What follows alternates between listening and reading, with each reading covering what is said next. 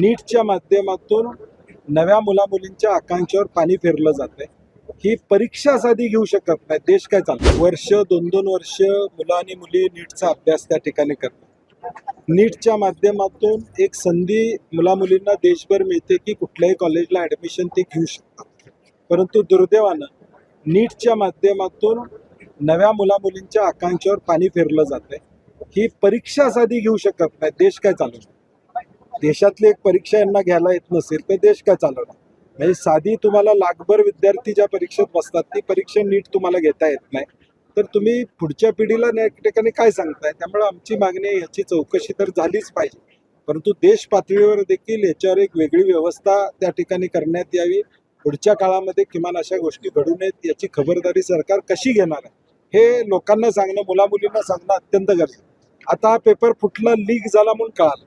समजा तो पेपर 4 जणांनीच घेतला असता आणि तो वापरला असता तर मग त्या 4 पुरतच झाला असता. याचा अर्थ त्या 4 मुलामुलींना फायदा झाला असता. त्यामुळे हे घडूच नाही यासाठी काय करणार हे सरकारनं स्पष्ट करणार. आज आपण बातमी वाचल्या साहेब, 22 परीक्षेत घोळ झाला, फक्त 8च परीक्षा व्यवस्थित झाल्या. म्हणजे हा 30 परीक्षांचा हिशोब आहे. 8 परीक्षा व्यवस्थित झाल्या, 22 घोळ. मुळात नीट या परीक्षेबद्दल अनेक राज्यांचे आक्षेप आहेत, कारण की या नीट परीक्षेमुळं देश पातळीवरचं मेरिट तयार होतं, राज्य पातळीवरच्या मुलामुलींचं महत्त्व या ठिकाणी कमी होतंय. आता पुन्हा त्याचा फेरविचार करावा लागेल अशी अवस्था आहे. पूर्वीच्या काळामध्ये त्या राज्याच्या परीक्षा व्हायच्या, त्या राज्यातल्या मुलांना 80% मुलांना संधी त्या ठिकाणी मिळायची त्या राज्यातल्या कॉलेजेसमध्ये ॲडमिशन घेण्याची.